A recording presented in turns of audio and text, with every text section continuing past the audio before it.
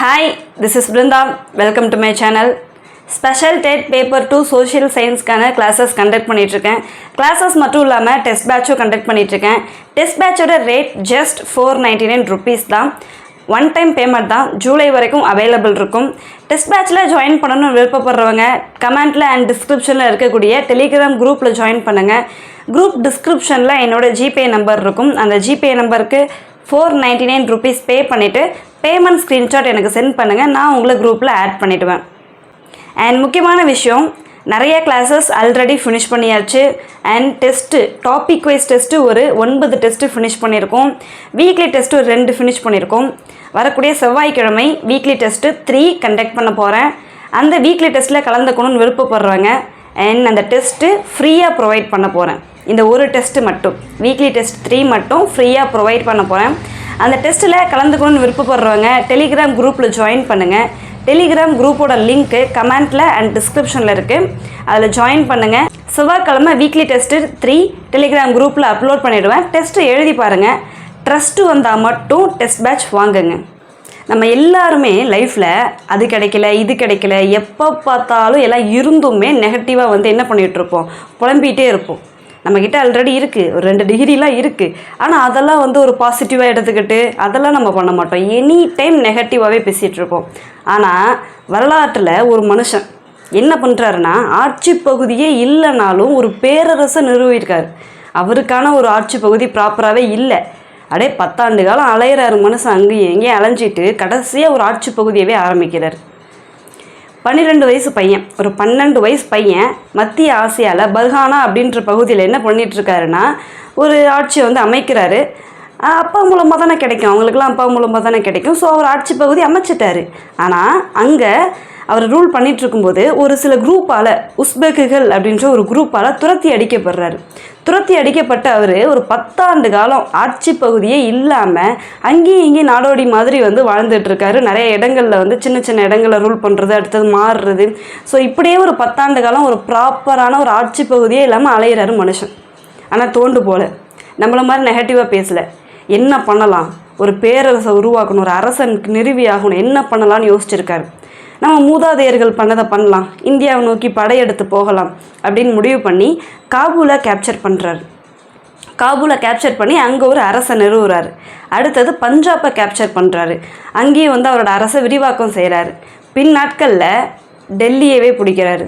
டெல்லியை பிடிச்சி என்ன பண்ணுறாரு, முகலாயர்கள் அப்படின்ற ஒரு பேரரசை நிறுவியிருக்காரு பாபர். ஸோ பாபர் மாதிரி பாசிட்டிவாக திங்க் பண்ணுறதுக்கு நம்ம யோசிக்கணும். கண்டிப்பாக அது இல்லை, இது இல்லை, எங்கள் அப்பா எனக்கு எதுவுமே சேர்த்து வைக்கல, அதை பண்ணலை அப்படின்லாம் சொல்கிறதுக்கு பதிலாக ஒரு 2 டிகிரி நம்ம படிச்சிருக்கோம். இப்போ நான் ஒரு 3 டிகிரி நம்ம படிச்சிருக்கோம் அப்படின்னா அதை வச்சு என்ன பண்ண முடியும், அந்த அறிவை வச்சு நம்ம என்ன பண்ண முடியும், நம்மளால் அடுத்த கட்டத்துக்கு என்ன பண்ணணும் அப்படின்றத மட்டும்தான் யோசித்து பாசிட்டிவாக கொண்டுட்டு போகணும்னு நான் நினைக்கிறேன். பாபர் மாதிரி பாசிட்டிவாக இருங்க. 10 வருஷம் நம்மளாக இருந்தால் என்ன பண்ணியிருப்போம், 10 வருஷம் அங்கேயும் அலைஞ்சிட்டு ஒரு கட்டத்தில் என்னடா இது அப்படின்ற மாதிரி நம்ம மேபி விட்டுடுறதுக்கு கூட வாய்ப்பு இருக்குதுன்னு நினைக்கிறேன். அவ்வளோதான், நம்மளால் முடியல அப்படின்ட்டு. ஆனால் மனுஷன் ஸ்ட்ரகிள் பண்ணி ஒரு பேரரசே நிறுவியிருக்கார். ஸோ பாபர் மாதிரி இருங்க. என்ன பிரச்சனை வந்தாலும் முடியும், எண்ட் ஆஃப் த டே முடியும் அப்படின்னு நம்புங்க. எக்ஸாமில் பாஸ் ஆக முடியும்னு நம்புங்க. இன்னும் 2 மாதம் தான் இருக்குது, நான் அதை படிக்கலை, இதை ஃபினிஷ் பண்ணலை அப்படின்னு புலம்பாமல் முடியும் நம்புங்க. முடிக்கிறோம். 2026 நம்ம கையில் தான். இப்போது அந்த பாபர் பற்றி தான் பார்க்க போகிறோம். அதுக்கு முன்னாடி இந்த சொன்ன ஸ்டோரி எல்லாமே பாபரை பற்றின ஸ்டோரி தான். அவரோட பேர் என்ன, ஒரிஜினல் பேர் என்னன்னா ஜாகிருதீன் முகமது பாபர். அப்படி இந்த ஜாகிருதீன் அப்படின்னா என்ன மீனிங்னா, நம்பிக்கையை காப்பவர். நம்பிக்கையான மனுஷன்தான், பேருக்கு ஏற்ற மாதிரி மனுஷன் நடந்திருக்கான் இல்லையா. அந்த ஜாகிருதீன் முகமது பாபர் அப்படின்னா நம்பிக்கையை காப்பவர் அப்படின்னு அர்த்தம். 1526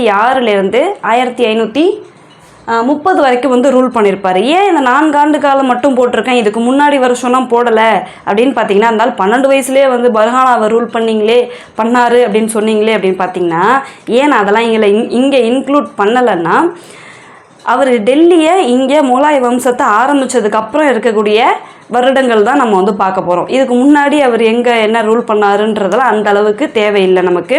அதாவது வருடங்கள் தேவையில்லை. அவர் முகலாய பேரரசை ஸ்டார்ட் பண்ணதுக்கு அப்புறமா அவர் ஆட்சி பண்ண வருடங்கள்னு பார்த்தீங்கன்னா 4 ஆண்டுகள். ஆக்ராவை தலைநகரமாக கொண்டு ஆட்சி செஞ்சிட்டு இருந்தார். ஆக்ரா எங்கே இருக்குது? எல்லாருக்கும் தெரியும். ஆக்ரா டெல்லிக்கு பக்கத்துலேயே இருக்கும் ஆக்ரா. ஸோ அந்த ஆக்ராவை தலைநகரமாக கொண்டு ரூல் பண்ணிட்டு இருந்திருக்காரு மனுஷன். இவர் வேறு என்னெல்லாம் பண்ணுறாரு அப்படின்னு பார்த்தீங்கன்னா, ஏன் முதல்ல இந்தியாவுக்கு வராரு, இந்தியாவுக்கு வரத்துக்கான காரணம் என்ன? அவரோட மூதாதையர்கள் யார் மூதாதையர் அப்படின்னு பார்த்தீங்கன்னா, தந்தை வழியில் தைமூர், தாய் வழியில் மங்கோலியர்கள். அந்த ஏன் இந்த அளவுக்கு கான்ஃபிடெண்ட்டாக இருக்காருன்னு உங்களுக்கு இப்போ புரியுதா? ஏன் இந்த அளவுக்கு ஒரு விடாமுயற்சி, ஒரு ஸ்ட்ரகிள் பண்ணுற ஒரு கெப்பாசிட்டி, அந்த ஸ்கில்லு எல்லாமே எப்படி இருக்குது? 2 சைடுமே, தந்தை வழியும் சரி தாய் வழியுமே சரி, ரெண்டுமே ஒரு ஸ்ட்ராங்கான ஒரு ஆட்கள். தைமூர் தந்தை வழியில். இந்தியாவை தைமூர் எப்போ படையெடுத்து வந்தார்? சாமர்கண்ட்லேருந்து வந்திருப்பார். ரிட்டர்ன் போகும்போது நிறைய இங்கே இருக்கக்கூடிய கைவினைஞர்கள் எல்லாத்தையும் கூட்டிகிட்டு போயிருப்பாருன்றதை நான் இதுக்கு முன்னாடி வகுப்புகளில் நடத்தியிருக்கேன். ஸோ யாருன்றதை கண்டிப்பாக மென்ஷன் பண்ணணும் கமெண்ட்டில். இந்த வீடியோவில் ஃபஸ்ட்டு கொஷின் இப்போ கேட்டிருக்கேன். தைமூர் எப்போ படையெடுத்து வந்தார் இந்தியாவுக்கு? அப்போ யார் இந்தியாவில் ஆட்சி செஞ்சுட்டு இருந்தான்றதை சொல்லுங்கள். இப்போ அடுத்தது தந்தை வழின்னு பார்த்தீங்கன்னா, தாய் வழின்னு பார்த்தீங்கன்னா மங்கோலியர்கள். 2 பேருமே ரொம்ப ஸ்ட்ராங்கான, ரொம்ப வில் பவர் கொண்ட அரசர்கள், பேரரசர்கள். ஸோ அவங்க வழியில் வந்த இவர் மட்டும் என்ன சும்மாவா? ஸோ பாபர் என்ன பண்ணுறாருன்னா, இவங்க வழியில் வந்தவர். தைமூர் இந்தியாவெல்லாம் படையெடுத்தார். நம்மளோட மூதாதையர்கள்லாம் படையெடுத்து போயிருக்காங்களே அப்படின்ட்டு தான் வருவார். காபூலோட ஸ்டாப் பண்ணிப்பார். காபூல் பஞ்சாபோட தான் இருந்துப்பார். காபூலில் இருந்துட்டு ரூல் பண்ணிட்டு இருப்பார். இங்கேருந்து நம்மளாக தான் வாலண்டியராக அவர்கிட்ட போய் வா வா வான்னு அவர் கூப்பிட்டா மாதிரி ஒரு செயல் செஞ்சுருக்காங்க. டெல்லி சுல்தான்கள் இருந்தாங்க இல்லையா, டெல்லி சுல்தான்கள் ரூல் பண்ணிட்டு இருந்தாங்க. அந்த டெல்லி சுல்தானில் கடைசி வம்சம் லோடி வம்சம். அந்த லோடி வம்சத்தில் இப்ராஹிம் லோடி கடைசி சுல்தான்.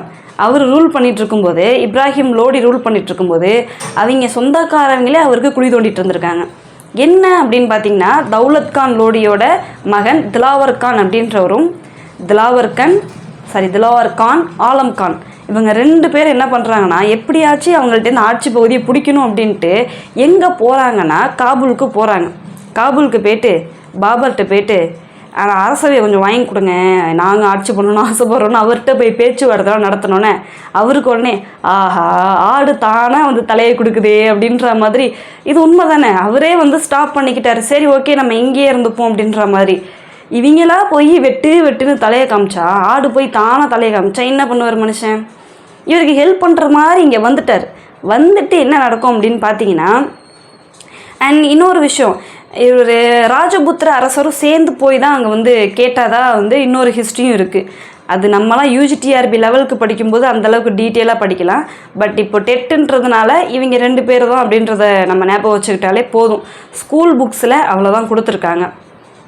யூஜிடிஆர்பி லெவலுக்கு போகும்போது அந்த ராஜபுத்திர அரசர் யார், அவங்களாம் சேர்ந்து தான் போனாங்களான்றது நம்ம இன்னும் கொஞ்சம் எக்ஸ்ட்ரா படிச்சுப்போம்.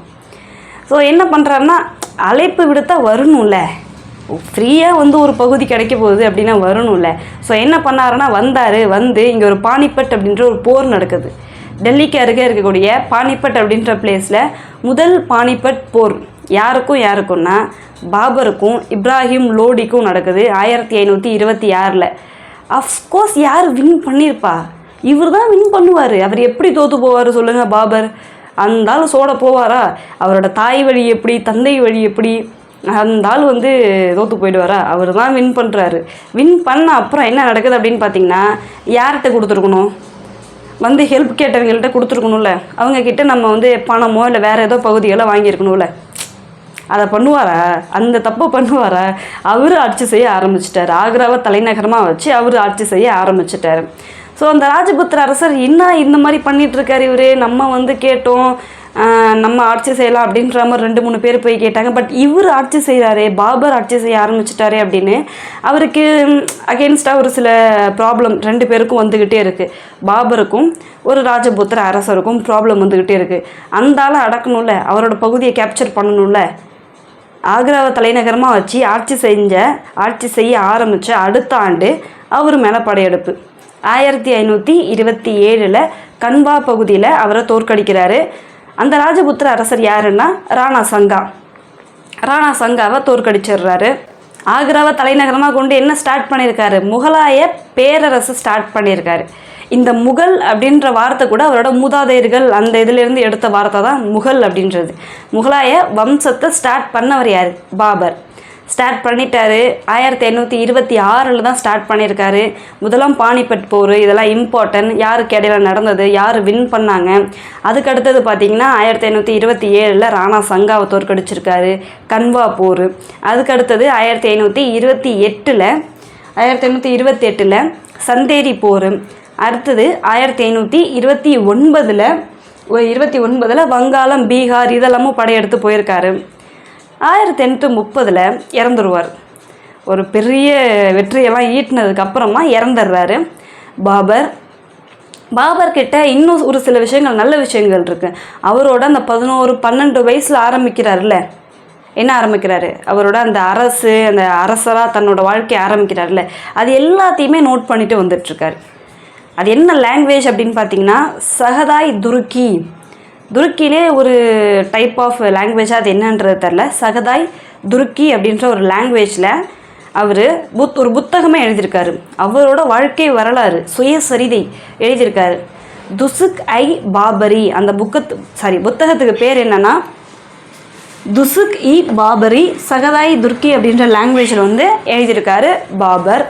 அதில் என்னெல்லாம் குறிப்பிட்டிருக்காரு அப்படின்னு பார்த்தீங்கன்னா அவரோட இயர்லி லைஃப்பில் எவ்வளோ ஸ்ட்ரகிளை ஃபேஸ் பண்ணியிருக்காரு, எவ்வளோ கஷ்டத்தை ஃபேஸ் பண்ணியிருக்காரு, ஒரு 10 ஆண்டு காலம் அலைஞ்சிட்டு இருந்தார், எவ்வளோ கஷ்டம் ஃபேஸ் பண்ணியிருக்காரு, அண்ட் அதுக்கப்புறம் எப்படி வந்து இதெல்லாம் கேப்சர் பண்ணாருன்றதை குறிப்பிட்டிருக்காரு. இந்தியா வந்ததுக்கப்புறமா இந்தியாவில் என்னென்ன அவருக்கு டிஃப்ரெண்ட்டாக இருக்கும்ல, அவரோட ஆரிஜின் வேறு இடம். ஸோ இங்கே வரும்போது எல்லாமே டிஃப்ரெண்ட்டாக இருக்கும்ல. ஸோ இங்கெல்லாம் எப்படி இருக்குது, இங்கே விலங்குகள், தாவரங்கள், கல்ச்சர் இது எல்லாம் எப்படி இருக்குது, அதையும் வந்து அவரோட துசுக்கி பாபரி புத்தகத்தில் குறிப்பிட்டிருக்காரு.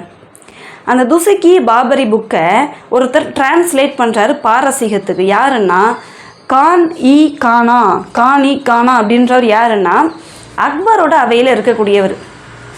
யாரோட அவையில்? அக்பரோட அவையில் இருக்கக்கூடிய ஒரு அமைச்சர். அவர் தான் கானன். அவர் வந்து என்ன பண்ணுறாருன்னா பாரசீகத்தில் இந்த துசுக்கை பாபரியை டிரான்ஸ்லேட் பண்ணுறாரு. அந்த டிரான்ஸ்லேட் பண்ண வேர்ஷனோட நேம் என்னென்னா பாபர் நாமா. பாபரோட ஹிஸ்ட்ரி ரொம்ப இன்ட்ரெஸ்டிங்காக இருக்குல்ல.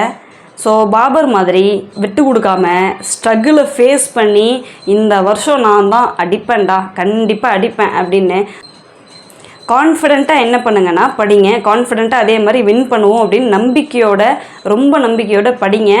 ரிவிஷன் பண்ணிகிட்டே இருங்க. 1530 பாபர் இறந்ததுக்கப்புறமா யார் அடுத்த ஆட்சியாளராக வராரு அப்படின்னு பார்த்தீங்கன்னா பாபரோட மூத்த பையன் ஹுமாயூன்.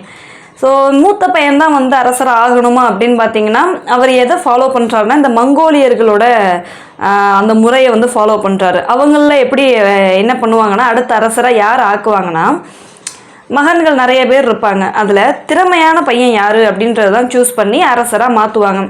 ஸோ பாபர் என்ன பண்ணுறாருன்னா ஹுமாயூன் திறமையானவர் அப்படின்ட்டு அவரோட மூத்த பையனையே அடுத்த அரசராக அறிவிச்சிருப்பார். பாபர் இறந்ததுக்கப்புறமா ஹுமாயூன் அரச பதவிக்கு வந்துடுவார். இவர் எந்த வருஷம் ஆட்சி செய்வார்னா 1530 to 40. அதுக்கு அடுத்தது இடையில கொஞ்சம் வருஷம் வந்து அவர் தலைமறைவாக இருப்பார்.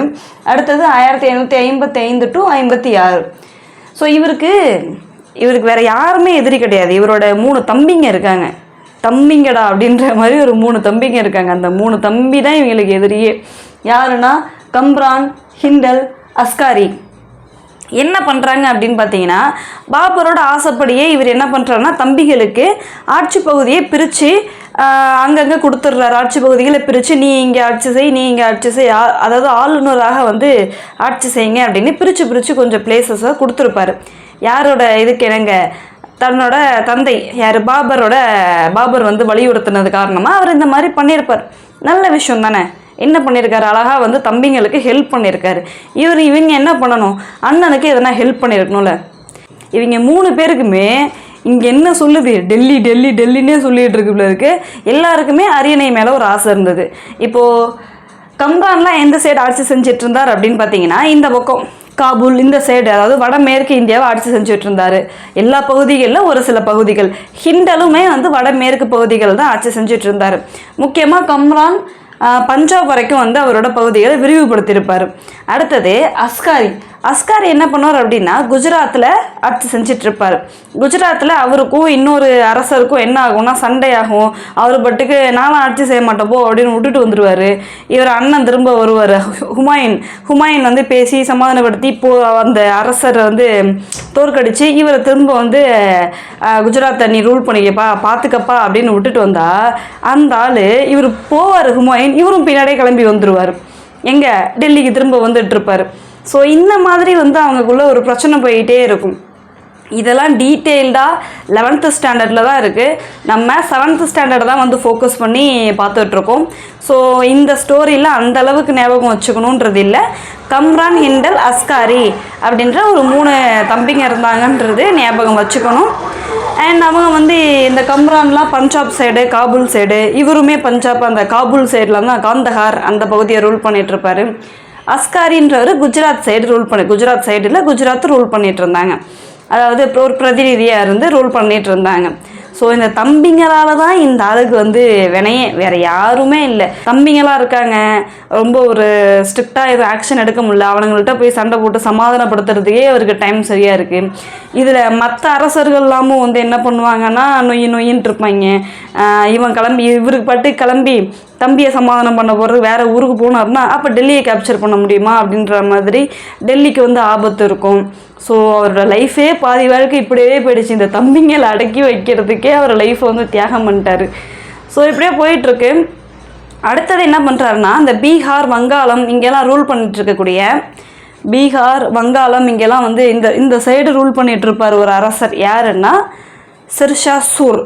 அவருக்கு அகெயின்ஸ்டாக என்ன பண்ணுவாருன்னா போரில் இன்வால்வ் ஆவார். ஸோ 2 பேருக்கும் போர் நடக்கும். என்னென்ன போர் அப்படின்னு பார்த்தீங்கன்னா 1539 சவுசா போர், 1540 கன்னோஜ் போர். ஸோ கன்னோஜ் போரில் தோல்வி அடைஞ்சிருவார். அதனால் அந்த இடத்த விட்டு தப்பி ஓடி ஈரானில் போய் என்ன பண்ணுவார்னா தலைமறைவாக இருந்து வாழ்ந்துட்டுருப்பார். எத்தனை வருஷம்? 40லேருந்து 55 அது வரைக்கும் என்ன பண்ணிகிட்ருப்பார்? தலைமறைவாக தான் வாழ்ந்துட்டுருப்பார் ஹுமாயூன். ஸோ அதுக்கு அடுத்தது என்ன பண்ணுறாரு அப்படின்னா அங்கே இருக்கக்கூடிய சபாவித் வம்சத்தை சேர்ந்த ஷா தாமஸ் அப்படின்ற ஒருத்தரோட ஹெல்ப் மூலமாக, உதவி மூலமாக திரும்ப வந்து என்ன பண்ணுவார் அப்படின்னா கேப்சர் பண்ணுவார், டெல்லியை கேப்சர் பண்ணுவார். அப்போ வந்து ஷெர்ஷா சூர்லாம் இருக்க மாட்டார். ஷெர்ஷா சூர் வந்து ஒரு 5 வருஷம் தான் ஆட்சி செஞ்சுருப்பார். இப்போது ஹுமாயூன் கிட்டேருந்து டெல்லியை அந்த அரியணையை கேப்சர் பண்ணது யார்? ஷெர்ஷா. இடையில இன்னொரு வம்சம் வருது முகலாயர்களுக்கு இடையில. ஷெர்ஷா என்ன வம்சத்தை ஸ்டார்ட் பண்ணுவார்னா சூர் வம்சம். அந்த சூர் வம்சம் இடையில வருது. ஸோ இவரும் ஒரு 5 வருஷத்தில் என்ன பண்ணுவார்னா இறந்துருவார் ஷெர்ஷா சூரும். அதுக்கு அடுத்தடுத்து இருக்கக்கூடிய ஆட்சியாளர்கள் அந்தளவுக்கு திறமை இல்லாமல் இருந்திருப்பாங்க. அதனால் ஹுமாயூனாலையும் ஈஸியாக கொஞ்சம் கேப்சர் பண்ண முடியும். திரும்ப அவங்களோட அந்த அரியணையை கேப்சர் பண்ணியிருக்க முடியும். அகெயின் எவ்வளோ நாள் ரூல் பண்ணார் அப்படின்னா 55 திரும்ப டெல்லியை மீட்டுருவார். 1 இயர் தான் ரூல் பண்ணியிருப்பார். ஏன் 1 இயர்? அப்புறம் என்ன ஆயிடுச்சு அவருக்கு அப்படின்னு பார்த்தீங்கன்னா ரொம்ப உயரமாக நிறைய லைப்ரரிலாம் வச்சுருக்காரு. ஒரு பெரிய லைப்ரரியில் ஏணிலாம் போட்டு ஏறுற அளவுக்கு அந்தளவுக்கு லைப்ரரி.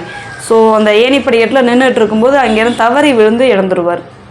ஸோ ஹுமாயூன் பற்றி எவ்வளோதான், ஹுமாயூன் இறந்துட்டார். 1556 இறந்துட்டார். இதில் இடையில யார்? ஷெர்ஷா வந்து என்ன பண்ணார்? சூர் வம்சத்தை ஸ்டார்ட் பண்ணார். ஷெர்ஷா வந்து ஒரு 5 வருஷம் ஆட்சி செஞ்சுருப்பார். 40 to 45 ரூல் பண்ணியிருப்பார். இவர் முக்கியமாக என்ன செய்கிறார் அப்படின்னு பார்த்தீங்கன்னா ஜப்து முறை அப்படின்ற ஒன்று ஆரம்பிச்சிருப்பார். அது என்னன்றதை நம்ம நிர்வாகம் அந்த இதெல்லாம் பற்றி பார்க்கும்போது, அது அட்மினிஸ்ட்ரேஷன் பற்றி பார்க்கும்போது பார்க்கலாம். ஷெர்ஷா வந்து வேறு என்ன செஞ்சுட்ருக்காருன்னா நிறைய சாலைகள் கட்டியிருக்காரு. சிந்து டு சோனார்கன், குஜராத்திலிருந்து ஆக்ரா வரைக்கும். இங்கே குஜராத்திலேருந்து ஆக்ரா வரைக்கும் வந்து என்னது சாலை, பெருவழி சாலைகள்லாம் கட்டியிருக்காரு. அடுத்து லாகூர் டு முல்தான். இப்போ இது 2மே இந்தியாவுக்கு வெளில தான் இருக்குது. லாகூர் டு முல்தான் அதுக்கு ஒரு சாலை கட்டியிருக்காரு. சாலை கட்டினது மட்டும் இல்லாமல் சாலை ஓரங்கள்லேயும் சராய் அப்படின்னா என்னன்னு பார்த்தீங்கன்னா விடுதிகள். அதாவது வணிகர்கள் போயிட்டு வரணும். இந்த சாலைகள்லாம் எதுக்கு? வணிகத்தை மேம்படுத்துறதுக்காக. ரோடே இல்லைன்னா வந்துட்டு போக முடியுமா? ரோடு வேணும் இல்லையா? ஸோ வணிகத்தை மேம்படுத்துறதுக்காக சாலைகள் என்ன பண்ணியிருக்காங்கன்னா கட்டியிருக்காரு, வந்துட்டு போகிறதுக்காக. அந்த வணிகர்கள் தங்கறதுக்காக சாலை ஓரங்களில் சராயும் வந்து கட்டியிருக்காங்க. அதாவது தங்குற விடுதிகள், அங்கே உணவும் இருக்கும், தங்குற விடுதி அது சராய் அப்படின்னா. ஸோ ஷெர்ஷாவை பற்றி அவ்வளோதான். நம்ம நெக்ஸ்ட்டு யாரை பற்றி பார்க்க போகிறோன்னா தி கிரேட் அக்பர். ஹுமாயூனுக்கு அடுத்தது அக்பர் வந்து அரியணையில் ஏறுறாரு. 1556 to 1605 வரைக்கும் வந்து ரூல் பண்ணிட்டுருக்காரு அக்பர். தன்னோட 14 வயசு இருக்கும்போதே என்ன பண்ணிட்டாருன்னா அரசராக வந்து ஆட்சி பொறுப்பை ஏற்றுக்கிட்டாரு. பட் அவர் கொஞ்சம் சின்ன பையனாக இருக்கார் அப்படின்ற ரீசனுக்காக அவருக்கு பதிலாக இன்னொருத்தவங்க தான் ரூல் பண்ணிட்டு இருந்தாங்க கொஞ்ச நாள். யாருன்னா பைரம் கான்.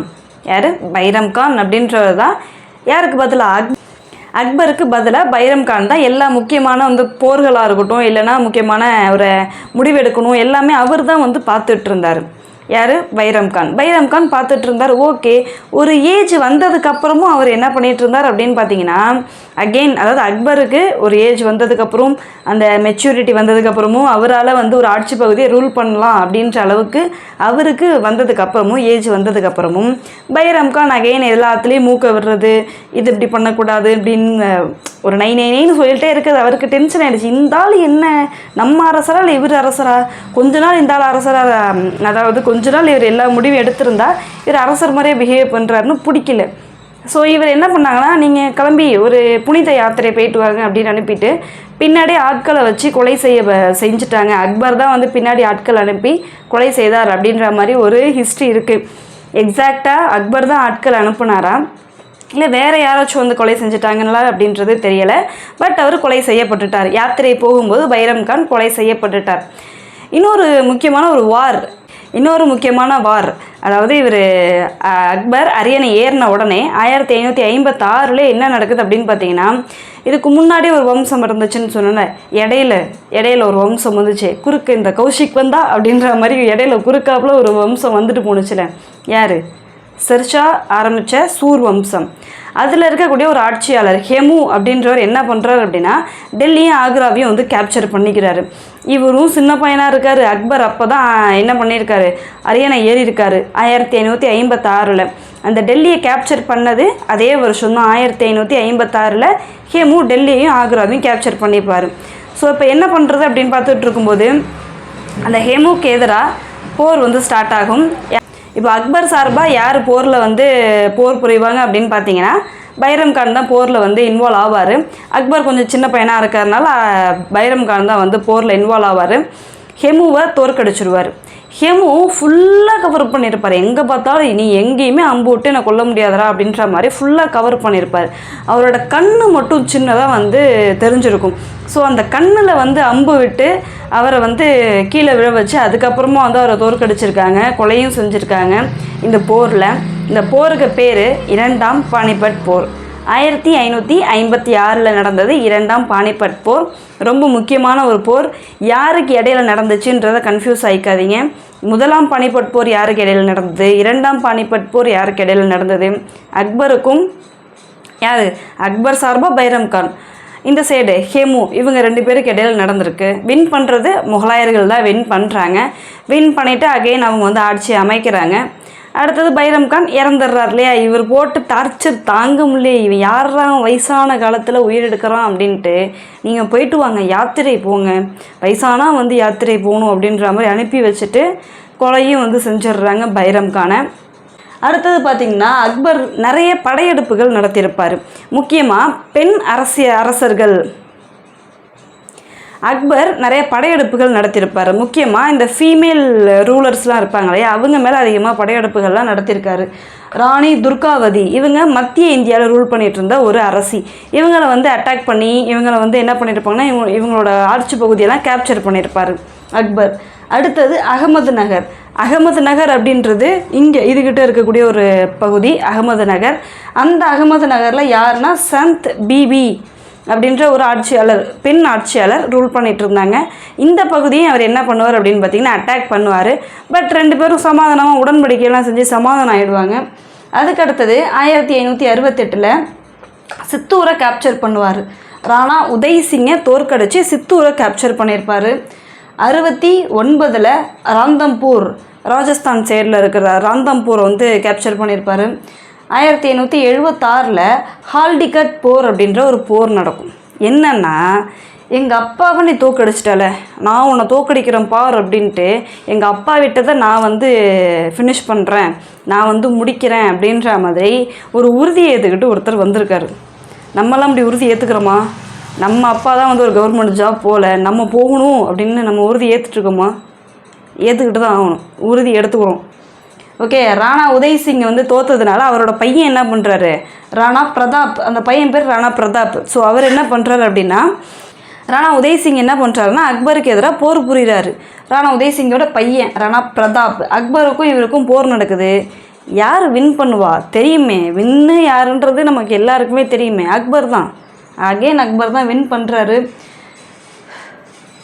அடுத்தது வடமேற்கு சைடுமே நிறைய படையெடுப்பு நடத்தியிருக்காரு. வடமேற்குனா இந்த பகுதிகள்லாம் வடமேற்கு. ஸோ அந்த பகுதிகள் மேலேயும் என்ன பண்ணியிருக்காருன்னா அக்பர் படையெடுத்து போயிருக்காரு. நெக்ஸ்ட்டு இவர் செஞ்ச ஒரு முக்கியமான ஒரு விஷயம் என்ன அப்படின்னா ஜிஸ்யா வரி அப்படின்னா இந்து அல்லாதவங்க மேலெலாம் என்ன பண்ணிகிட்ருப்பாங்கன்னா வரி விதிப்பாங்க. அதுதான் என்னது, அதாவது முஸ்லீம் அல்லாதவங்க மீது, இந்துக்கள் மீது வரி விதிக்கிறது தான் ஜிஸ்யா வரி. முஸ்லீம் யார் இல்லையோ, அதாவது யாரெல்லாம் இந்துவாக இருக்காங்களோ அவங்களுக்கெல்லாம் இந்த வரி அப்ளை ஆகும், ஜிஸ்யா அப்படின்னு. அதுக்கு வந்து வரி கட்டணும் நீங்கள் இந்துவாக இருக்கிறதுக்காக.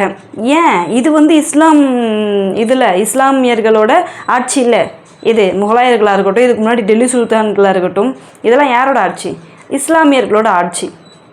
ஸோ அவங்க இந்துக்களுக்கு ஒரு வரி விதிக்கிறாங்க. இப்போ உங்களுக்கு இன்னொரு கேள்வி, எந்த டெல்லி சுல்தான் பிராமணர்கள் மீதும் ஜிஸ்யா வரியை வந்து விதித்தது யார்? அண்ட் இன்னொரு கேள்வியும் சொல்லலாம், யார் எந்த டெல்லி சுல்தான் ஃபஸ்ட்டு அந்த ஜிஸ்யா வரியை கொண்டுட்டு வராங்க? முதல்ல ஒரு கேள்வி கேட்டிருப்பேன் வகுப்பு ஆரம்பத்திலே, அடுத்தது இப்போது 2 கேள்வி கேட்டிருக்கேன், கமெண்ட்டில் சொல்லுங்கள்.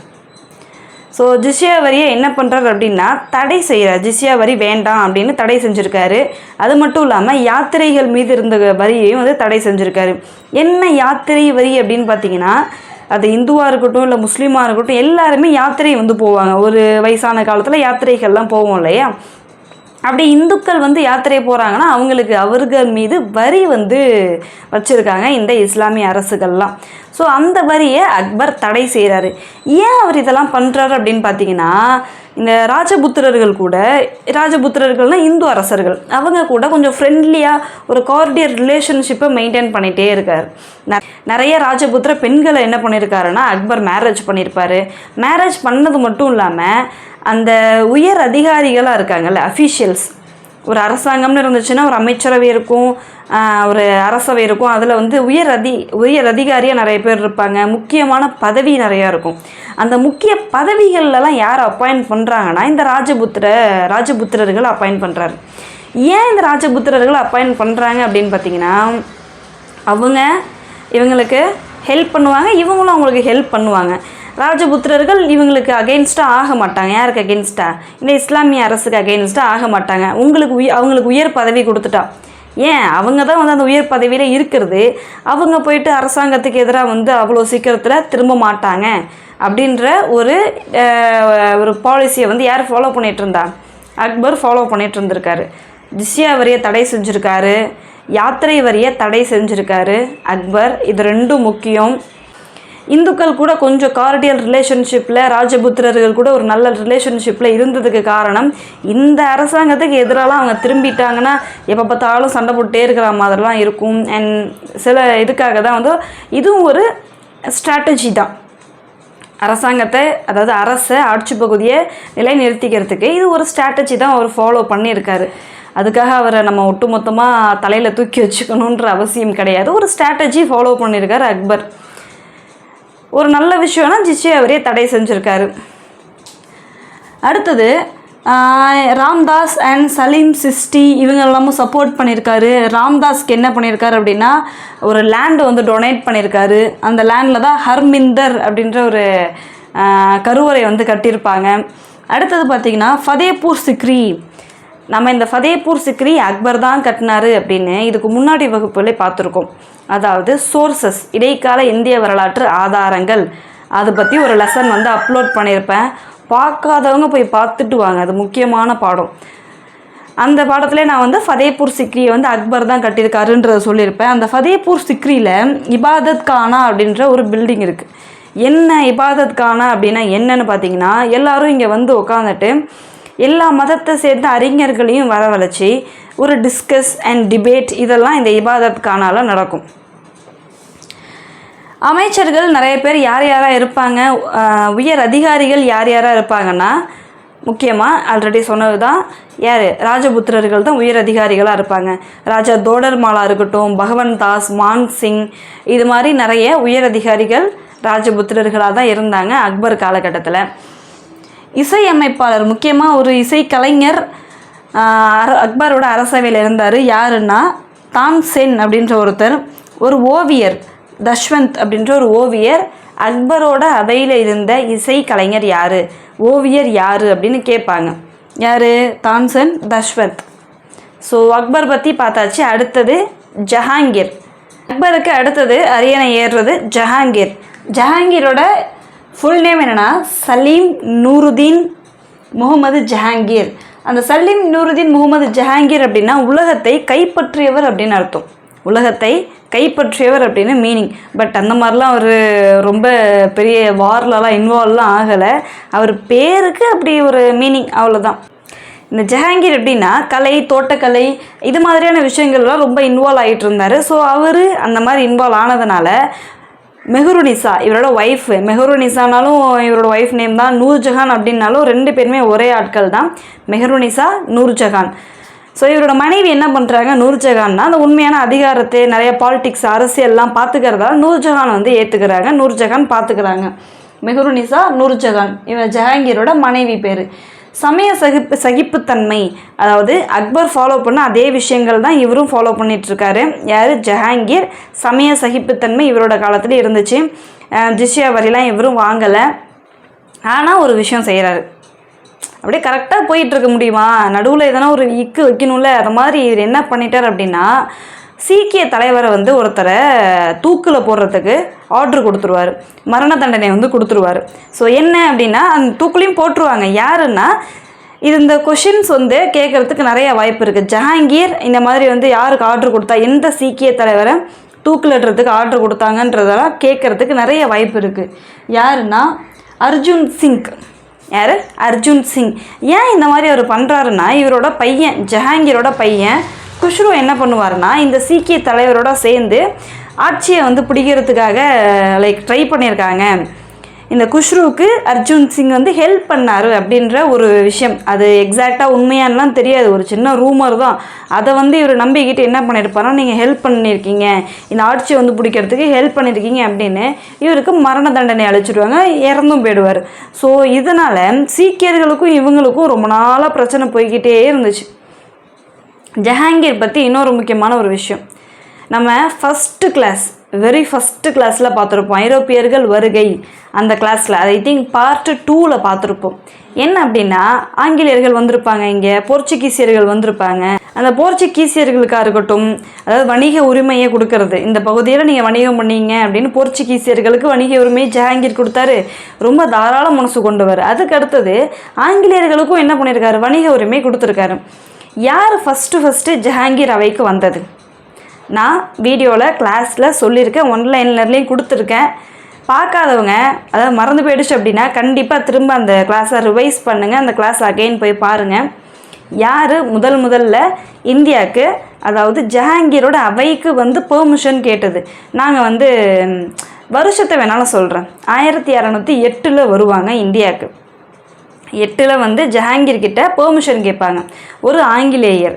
அந்த ஆங்கிலேயர் பெயர் என்ன, கமெண்ட்டில் சொல்லுங்கள். அதுக்கு அடுத்தது இன்னொருத்தரும் வருவார், இன்னொரு ஆங்கிலேயரும் வருவார் ஜஹாங்கீர் அவைக்கு. அவர் யாருன்னா ஜேம்ஸ், அதாவது ஜேம்ஸ் மன்னரால் அனுப்பப்பட்ட ஒரு ஆங்கிலேயர். அவர் பேர், அந்த ஆங்கிலேயர் பேர் சர் தாமஸ் ரோ அப்படின்ற ஒருத்தர் இவர் அவைக்கு வருவார், ஜஹாங்கீர் அவைக்கு. நான் ரெண்டாவதாக வந்தது யாருன்ற நேமை சொல்லிட்டேன். முதல்ல வந்தது யார் ஜஹாங்கீர் அவைக்கு, அந்த ஆங்கிலேயர் பேர் என்னன்றதை நீங்கள் தான் சொல்லணும், நான் கிளாஸில் சொல்லியிருக்கேன். நெக்ஸ்ட்டு ஜஹாங்கீருக்கு அடுத்தது ஷாஜகான் வராது. ஷாஜகானுக்கு இன்னொரு நேம் இருக்குது, குர்ரம் அப்படின்றது அவரோட இன்னொரு நேம். அவர் எப்போ வந்து பதவி ஏற்றுக்கிறாருன்னா 1627 டு 1658 வரைக்கும் இந்த கால இடைப்பகுதியில் ஷாஜகான் ரூல் பண்ணிகிட்ருக்காரு. ஷாஜகான் பற்றி நம்ம கட்டிடக்கலை படிக்கும்போது இன்னும் கொஞ்சம் அவர் என்னென்ன மாதிரி பில்டிங்ஸ் எல்லாம் பில்ட் பண்ணியிருக்காரு, என்னெல்லாம் கட்டியிருக்காருன்றதை பார்க்கலாம். அண்ட் ஷாஜகான் 1632 அகமது நகரை வந்து கேப்சர் பண்ணியிருக்காரு. அண்ட் பீஜப்பூர், கோல்கொண்டா இது ரெண்டத்தையும் கேப்சர் பண்ணியிருக்காரு. 1257 உடம்பு சரியில்லாமல் போயிடும். கொஞ்சம் உடம்பு சரியில்லாமல் ஆகிடுவார். ஸோ அப்படி உடம்பு சரியில்லாமல் ஆனதுனால என்ன ஆகும் அப்படின்னு பார்த்தீங்கன்னா, அவரோட பசங்களுக்குள்ளே எல்லாம் அடிச்சுக்க ஆரம்பிச்சிருவாங்க. யாருக்கு அடுத்தது அரியணை யாருக்கு, அரசு பதவி, அந்த ராஜாவோட பதவி யாருக்கு அப்படின்னு ஒருத்தர் மாற்றி ஒருத்தர் அடிச்சுக்க ஆரம்பிச்சிருவாங்க. ஸோ அதில் வின் பண்ணது யாருன்னா அவுரங்கசீப். அவரோட தம்பிகளான அவுரங்கசீப் என்ன பண்ணுவாருன்னா, அவரோட பிரதர்ஸ் 3 பேரையும் கொலை செஞ்சுருவார். தாரா, சுஜா, முராத் அப்படின்ற 3 பிரதர்ஸையும் என்ன பண்ணுவாருன்னா கொலை செஞ்சுட்டு இவர் அரியணைக்கு வருவார். யார்? அவுரங்கசீப். அது மட்டும் இல்லாமல் ஷாஜகான் தான் என்ன செத்து போலையே, அந்த ஆள் உடம்பு சரியில்லாமல் தானே ஆயிருக்காரு. அப்புறம் எப்படி அவர் 58லேயே வந்துட்டார் அப்படின்னா, ஷாஜகானை சிறையில் வச்சுருவார். ஷாபர்க் அப்படின்ற ஒரு அரண்மனையில் ரொம்ப நாள், ஒரு 8 ஆண்டுகள் அவர் சாகிற வரைக்கும் சிறையில் தான் இருப்பார்.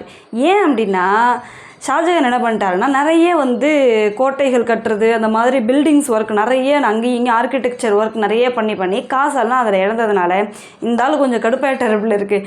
எப்போ பார்த்தாலும் பில்டிங்காக கட்டி கஜனாவை பாதியை காலி பண்ணி வச்சுருக்கியா அப்படின்ட்டு கடுப்பானவர் தூக்கி உள்ளார வச்சுட்டார். ஸோ ஆனால் ரீசன் இப்படி தான் சொல்கிறாங்க. அவர் நிறைய கட்டிடக்கலையில் நிறைய பணத்தை இன்வெஸ்ட் பண்ணதுனால தான் அவுரங்கசீப் ஷாஜகானை அப்படி சிறையில் கடைசி காலங்களில் சிறையில் வச்சுருந்தாங்க அப்படின்றத சொல்லிகிட்ருக்காங்க. அதுவும் அந்த ஷாஜகான் அவரோட மனைவி கல்லறை, அதை கல்லறை ஏது, அவரோட ஷாஜகானோட மனைவியோட கல்லறை ஏது, தாஜ்மஹால், அதை பார்த்துக்கிட்டே அந்த ஜன்னல் வழியாக அதை பார்த்துக்கிட்டே கடைசி காலங்களை கழிச்சாருங்க அப்படின்ற மாதிரி ஸ்டோரிஸ் இருக்குது. ஸோ அவுரங்கசீப் என்ன பண்ணுறாரு அப்படின்னு பார்த்தீங்கன்னா, அவரோட பிரதர்ஸை கொலை பண்ணிவிட்டு என்ன பண்ணிடுறாரு, அரசவைக்கு வந்துடுறாரு, அரச பதவிக்கு வந்துடுறார், ராஜா ஆகிடுறாரு. 1258 to 1707 வரைக்கும் ரூல் பண்ணுறாரு. இந்த அவுரங்கசீப் தான் கடைசி பேரரசர். முகலாய பேரரசோட கடைசி பேரரசர் யார் அப்படின்னு கேட்டால் அவுரங்கசீப் தான். ஏன் இவரை கடைசி பேரரசர்னு சொல்கிறோன்னா, இதுக்கு அடுத்து வரக்கூடியவங்களாம் ஒரு பெரிய பகுதியை ரூல் பண்ணல, சின்னதாக அவங்களோட பகுதிகள் சுருங்கிடுது. முகலாயர்கள் கட்டுப்பாட்டில் இருக்கக்கூடிய பகுதிகள் சுருங்கிடுது. அண்ட் முகலாயர்களை அதனால் அரசர்னு தான் சொல்லணும். இப்போ ஒரு பெரிய பரந்த பகுதியை ஆட்சி செஞ்சால் தான் அது பேரரசர், சின்ன பகுதியை ரூல் பண்ணால் அரசர். ஸோ இவருக்கு அடுத்தது ஒரு சில கிங்ஸ் வருவாங்க, அவங்களெல்லாம் அரசர்னு தான் சொல்லணும், பேரரசர்னு சொல்லக்கூடாது. இவர் தான் பேரரசர், கடைசி பேரரசர் அவுரங்கசீப். அண்ட் இவருக்கு இவரே ஒரு பட்டம் வச்சுக்கிறாரு. பட்டம்னா யாராச்சும் கொடுக்கணும், பட் இவரே வச்சுக்கிறாரு, யாரும் தரல. பார்த்தாரு, என்ன எவனும் நமக்கு எதுவுமே பாராட்ட மாட்டான், நம்மளே வச்சுப்போம், வரலாறு முக்கியம் அமைச்சரே அப்படின்னு அவருக்கு ஒரு பட்டம் வச்சுக்கிறாரு. ஆலம்கீர் அப்படின்றது தான் அவரோட பட்டம். உலகை கைப்பற்றியவர் அப்படின்னு அர்த்தம். அடுத்தது அவுரங்கசீப் என்ன பண்ணுறாருன்னா, அக்பர் மாதிரி, அப்படி இல்லைன்னா அவரோட தாத்தா அவுரங்கசீப் என்ன பண்ணுறாரு அப்படின்னா, அக்பர் மாதிரி ஒரு சமய சகிப்புத்தன்மையெல்லாம் கொண்டவராலாம் இல்லை. என்ன பண்ணுவார்னா, இந்த உயர் அதிகாரிகளாக யார் இருந்தால், நிறைய இந்துக்கள் உயர் அதிகாரிகளாக இருந்தாங்க இல்லையா, அந்த உயர் அதிகாரிகள் போஸ்டில் இருக்கக்கூடிய இந்துக்கள் அந்த முறையை இவர் ஒழிச்சிடுறாரு. யாருமே இந்துக்கள் உயர் அதிகாரிகளாக மோஸ்ட்லி இருக்க மாட்டாங்க இவரோட காலகட்டத்தில். அடுத்தது முக்கியமாக இன்னொன்று, ஜிஸ்யா அப்படின்ற வரியை திரும்ப இன்ட்ரடியூஸும் பண்ணிவிடுவார். ஜிஸ்யா வரியை அகைன் இன்ட்ரடியூஸ் பண்ணுவார். ஜிஸ்யா வரினா என்னது? இந்துக்கள் மீதான வரி, இஸ்லாம் அல்லாத மக்கள் மீதான வரி. ஸோ அந்த வரியை இந்துக்கள் மீது திரும்ப திணிப்பார். அடுத்தது அரசு பணிகளில் இந்துக்கள் இருக்கக்கூடாது அப்படின்றதையும் என்ன பண்ணுறாரு, ஃபாலோ பண்ண ஆரம்பிச்சிடுறாரு. இவரோட ஆட்சி பகுதிகளில் இவரோட ஆட்சி பகுதி எது வரைக்கும் இருந்துச்சு அப்படின்னு பார்த்தீங்கன்னா, நான் மேப்பில் காமிக்கிறேன் பாருங்கள். அவரோட ஆட்சி பகுதி ஒரு 3/4 இந்தியாவை கவர் பண்ணியிருப்பார். அவ்வளோ பகுதிகளை கேப்சர் பண்ணி ரூல் பண்ணிட்டு இருந்திருப்பார் அவுரங்கசீப். ஆனால் அவரால் அஸ்ஸாமை கேப்சர் பண்ணியிருக்க முடியாது. அஸ்ஸாம் அப்படின்றது, அதாவது அஸ்ஸாமுக்கு முன்னாடி இருந்த பேர் காமரூபம். இந்த பகுதி நான் அதை வரையில், இங்கே இடம்பத்தில் வரையில், இந்த பகுதி இங்கே வரும். அந்த அஸ்ஸாமெலாம் என்ன பண்ணியிருக்க மாட்டார்னா, அவரால் கேப்சர் பண்ணியிருக்க முடியாது. அவரோட ஆட்சி எல்லைக்குள்ளே அந்த பகுதி இருக்காது. மராத்தியர்கள் கூடயும் அப்பப்போ இவருக்கும் மராத்தியர்களுக்கும் கிளாஷ் ஆகிக்கிட்டே இருக்கும். யாருக்கு? அவுரங்கசீப்புக்கும் மராத்தியர்களுக்கும் அடிக்கடி கிளாஷ் ஆகிட்டே இருக்கும். நம்ம நெக்ஸ்ட்டு கிளாஸு மராத்தியர்கள் பற்றி தான் பார்க்க போகிறோம்.